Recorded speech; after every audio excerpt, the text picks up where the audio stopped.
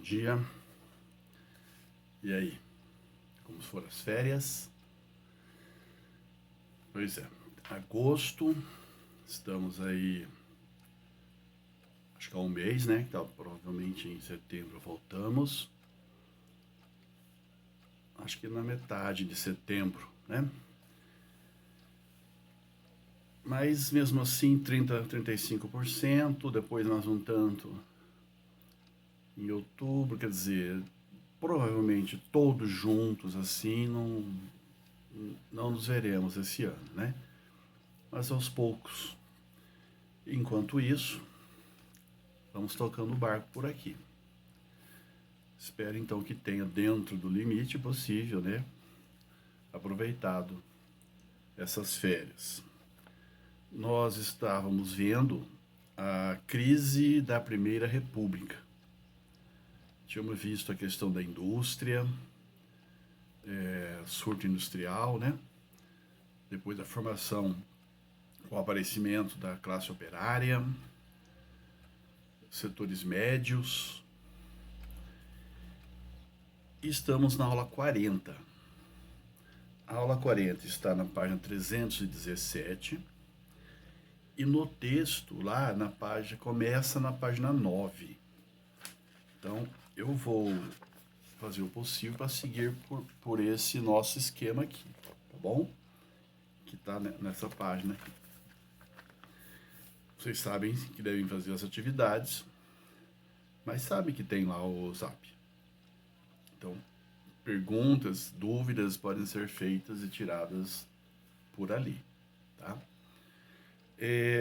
Também é crise da República, porque esse aqui vai até 1930, quando teremos a chamada Revolução de 30. E aqui o foco é o movimento tenentista. Então nós estávamos vendo as mudanças que estavam acontecendo e que cada uma do seu jeito questionava aquela política dos governadores, aquela política do café com leite, aquela hegemonia de São Paulo e Minas, os cafeicultores. Vimos as dissidências oligárquicas, o aparecimento de novos problemas com o crescimento de cidades e fábricas, novos setores sociais, como crescimento no mercado interno, tá? E agora que vem esse grupo aqui de tenentes, esse movimento chamado tenentismo, que é um movimento que ele é importante porque mexe com um grupo específico aqui, militares. Os militares têm a radicalidade, não na proposta em si do que eles desejam, mas da forma como conquistá-la, porque os militares têm armas, então o movimento dos tenentes é uma luta armada. É um contexto um tanto quanto diferente de outras tantas revoltas, que puderam até ter armas também, mas não feito por uma instituição, né, como essa daqui. Primeira reflexão que ele fala aqui são das tensões que já existiram através da história entre a elite e o setor militar. Tá? Então, por exemplo, vocês lembram do governo do Prudente de Moraes, é aquele que vai combater, né, enfrentar com dificuldades a Guerra de Canudos. E tem um momento, quando ele vai receber essas tropas tal, em que há uma tentativa de assassinato. Né? Há uma tentativa de matar o Prudente de Moraes. Um outro oficial entra à frente, recebe o golpe e acaba morrendo. Então isso tem lá no livro passado, no caderno 3, na página 153. Tem até uma charge, uma gravura que foi colocada lá.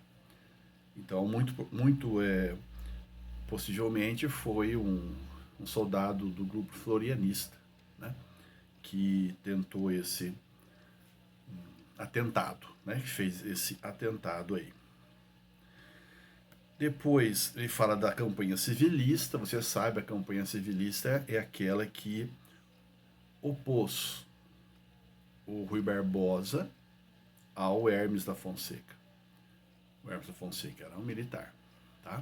E o Rui Barbosa, baiano, né, com o apoio de São Paulo, ele vai fazer a campanha civilista, no sentido mesmo de civil, em oposição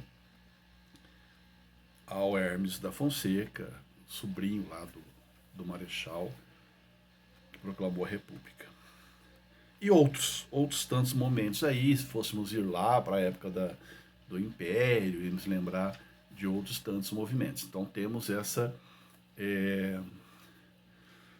não é instabilidade, mas essa interferência em alguns momentos de setores militares na questão política, tá?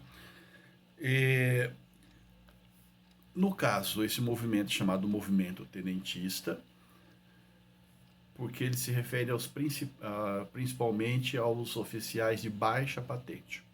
Não quer dizer que todos eles são tenentes, tá? Tem também capitão, tem até major e tal. Mas a maior parte é. Então se definiu movimento tenentista. Inclusive os principais líderes nem eram tenentes.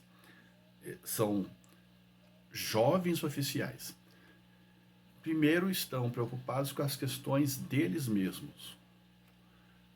Como, por exemplo, a dificuldade que se tinha de um tenente passar a patente superior.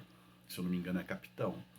Então, ele tinha que ficar ali, acho que 10 anos para conseguir isso. Então, havia essa dificuldade. E depois, uma crítica que eles vão fazer, lendo a realidade da Primeira República, que era qual? Política dos governadores, política do café com leite, coronelismo, voto aberto, portanto, manipulação, corrupção. Então, tudo isso para eles era um sistema já viciado que deveria ser superado. Tá? Inclusive, dentro das propostas, entra a própria questão da educação pública. Tá? Defendiam aí a questão da educação pública. Então, portanto, propondo reformas na República. Reformas. O movimento, então, é um pouco generalizante, né? Que é mais que é moralidade, que é respeito, que é essas mudanças. E ele é radical na forma, porque estão fazendo isso a partir de uma luta armada. O que temos mais aqui?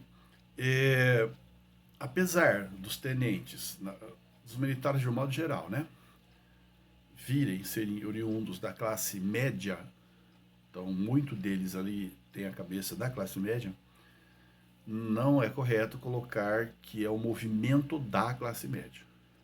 Bom, é um dos tenentes, do qual boa parte deles vem da classe média, mas não é um movimento restrito à classe média, senão estaríamos limitando muito esse movimento aí. O voto secreto, o voto aberto era manipulável. Já viu o voto de cabresto, lembram? Bico de pena, aquela coisa toda. Então aqui a questão é fim do domínio oligárquico, fim da política dos governadores e dessa república de mentirinha, né? De mentirinha aqui. O movimento tenentista, ele também tem uma característica, ele não é um partido político. Então ele não tem bandeiras mais definidas de partido, né? Ele não se aproximou muito do povo. Vamos fazer isso para o povo, mas não com o povo. Então, um distanciamento desses tenentes com a classe popular. Isso vem muito da própria formação dos militares. Então, os militares eles estão se sentindo aqui os salvadores da pátria. Eles são como aqueles que... É como se eles fossem os mais patriotas dos brasileiros, pela própria formação. Isso nem sempre é verdade, né? Se você pegar mesmo os momentos atuais ou outros momentos, nós vimos que governos militares entregaram o Brasil à exploração externa, etc. Mas, de um modo geral, é assim que se sente. Tá? Então, se tivesse se aproximado da classe popular, ou organizado essa classe popular, ou o povo, né? Talvez tivesse sentido resultados bem maiores do que aquilo que eles conseguiram. Mas não tira o mérito deles se organizarem para fazer alguma coisa, tá bom? Então, dentro desse quadro, na prática, o que eles fizeram? Então, nós temos aqui 3 ou 4 momentos significativos. O primeiro é a tal da revolta do Forte de Copacabana. Claro que não foi o Forte que se revoltou, foram os soldados lá de dentro, tá bom? A revolta do Forte de Copacabana também é chamada de revolta dos 18 do Forte. Também não tinham só 18, tinham vários, mais 300 militares, vários militares. Eles se revoltam lá no Forte. Mas no final, na hora do confronto, tínhamos apenas 18. Os outros foram desistindo. Em qual contexto que acontece isso? Nós tínhamos a eleição de Arthur Bernardes. Arthur Bernardes estava disputando as eleições com o Nilo Peçanha. Nilo Peçanha, Fluminense. Eles estão aqui num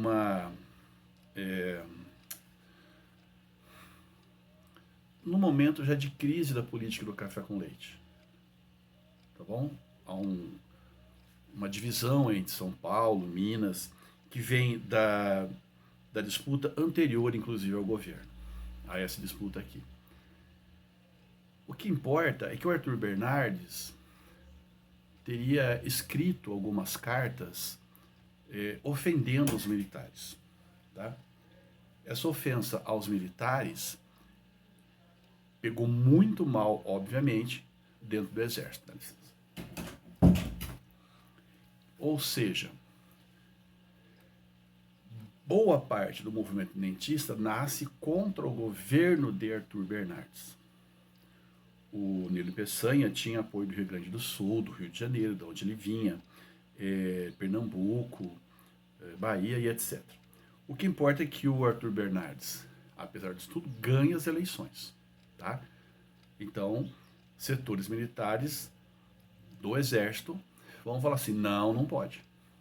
Vão tentar impedir a posse do Arthur Bernardes. E é nesse contexto que, lá no Rio de Janeiro, esse grupo de militares se opõe e vão tentar impedir a posse do presidente. Só que eles são cercados e tal, e acabam indo se rendendo.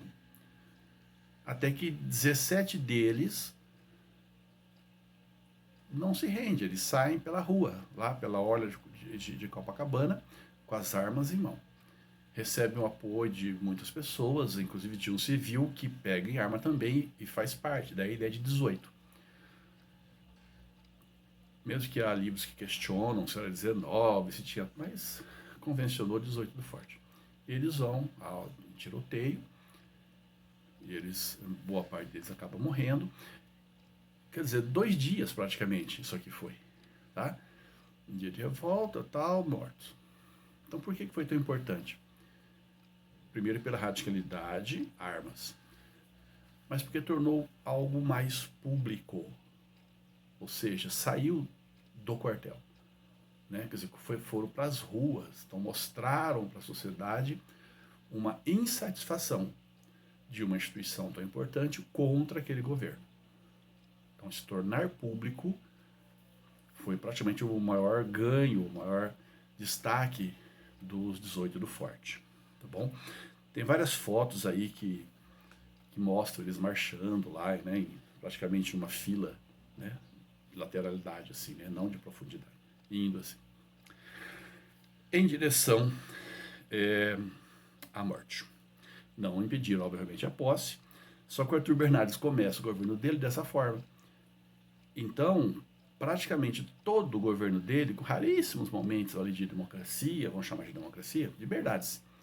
Então, a maior parte não é. A maior parte é de estado de sítio, onde as liberdades ou direitos constitucionais são meio que diminuídos. Tá? Você não tem total cidadania ali, por conta dos conflitos. Então, o governo dele foi um governo, quase todo ele, feito em cima do estado de sítio. Um outro movimento, já no ano seguinte, aqui é final de 22, tá? Aqui é a Revolta Gaúcha, 1923, portanto, no Rio Grande do Sul, também vai ter um movimento de resistência. Esse movimento de resistência do Rio Grande do Sul é baseado na política interna ali do Estado. Então você vai ter um governador que vai ser eleito pela 5ª vez. Não era em todo lugar que tinha essa possibilidade de reeleição, mas ali tinha. 5 vezes era demais. Então há uma revolta, há uma luta, tem meses de combate mesmo. E aí eles chegam a um acordo, a um tratado. Está lá no texto. Qual que é o acordo? Não teremos mais reeleição. Porém, essa continua. Então, o governador aqui, o Borges Medeiros, que foi reeleito para aqui, vai cumprir o mandato. Mas depois, aí não pode mais. Para.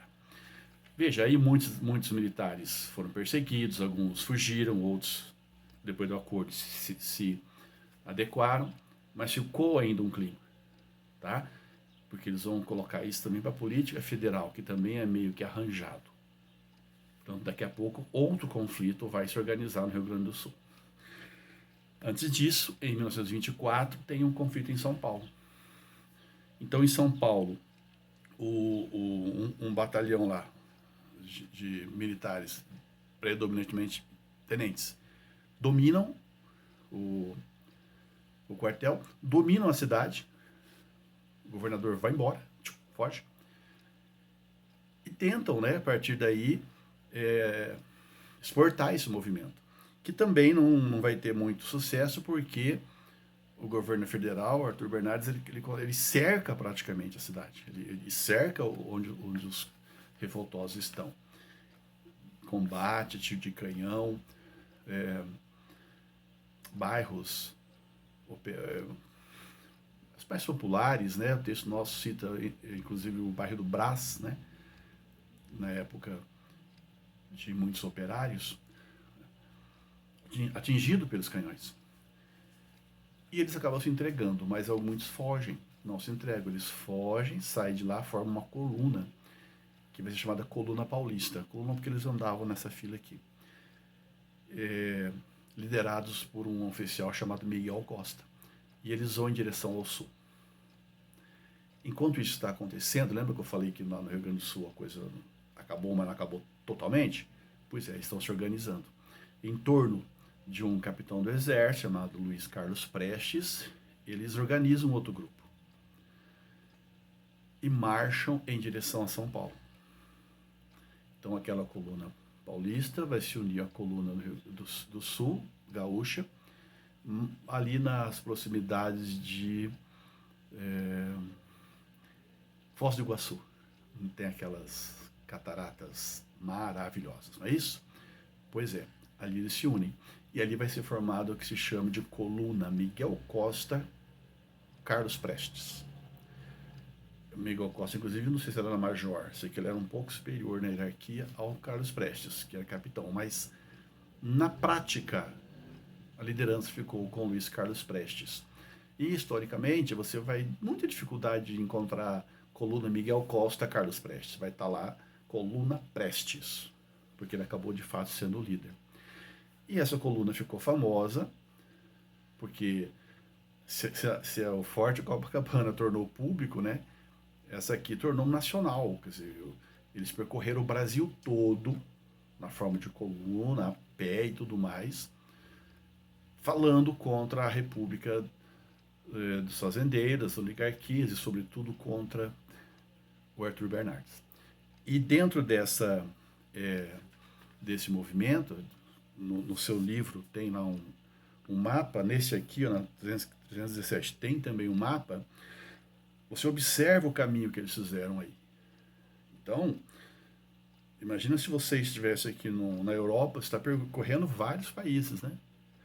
Então, esse deslocamento deles, se não me engano, é 24, 25 mil quilômetros, é um fenômeno, né? Quem observava de fora fala, o que está acontecendo lá?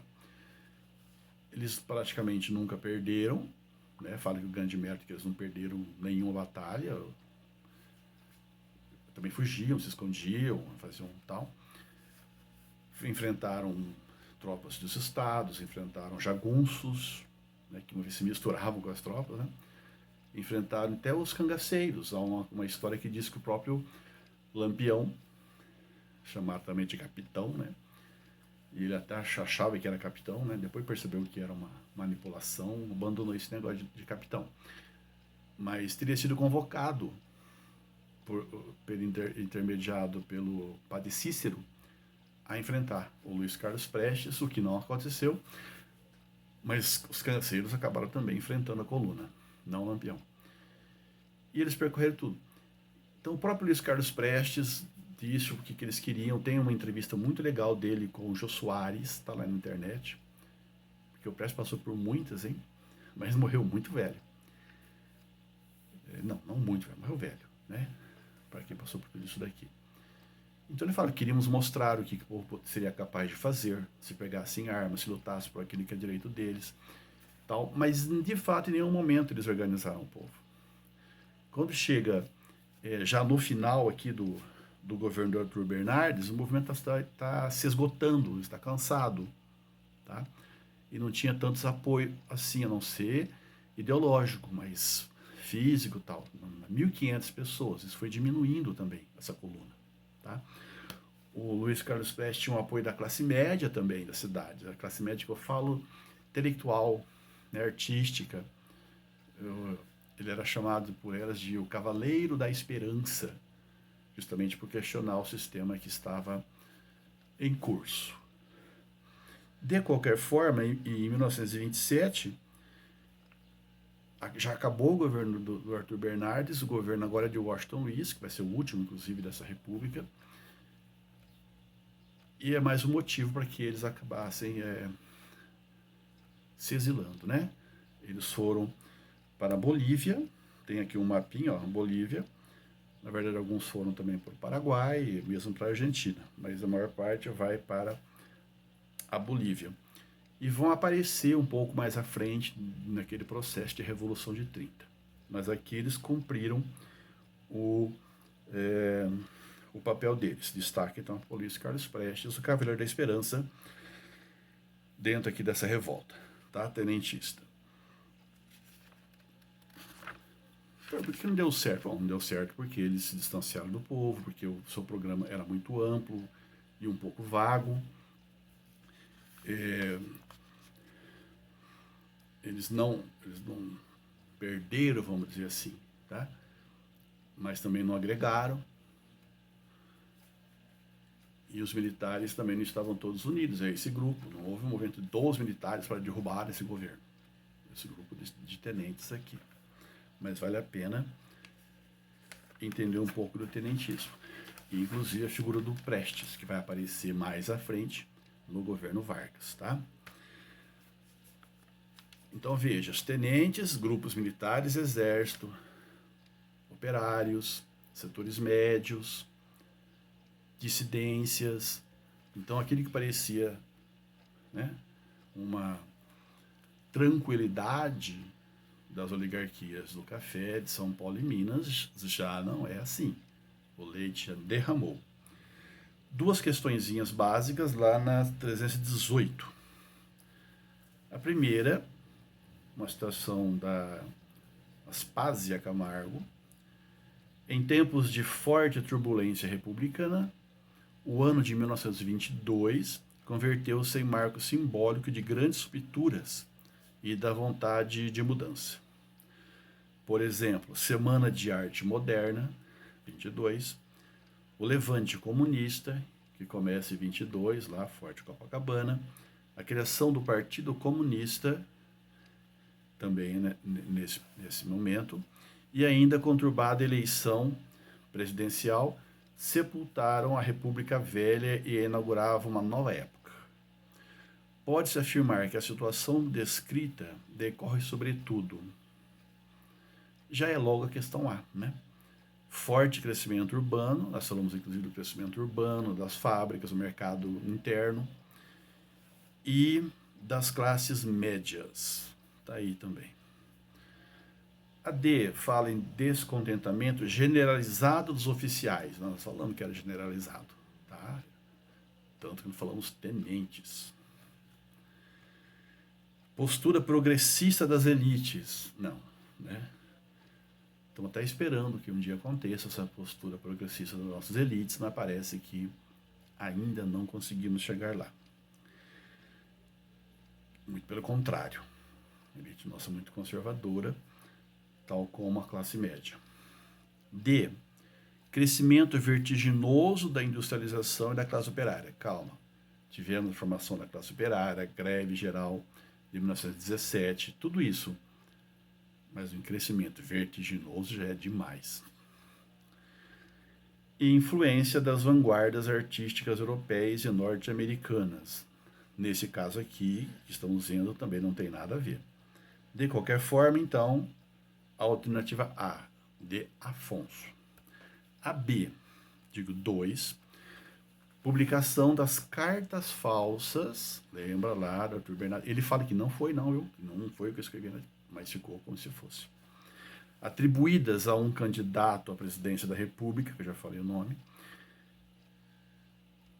teve como consequência, de novo, a letra A. A oposição dos jovens oficiais, tenentes, Arthur Bernardes, a quem as cartas são atribuídas, dando início às rebeliões tenentistas ou ao movimento tenentista. Portanto, já é de cara essa. Portanto, fica aqui. Até a próxima e até mais.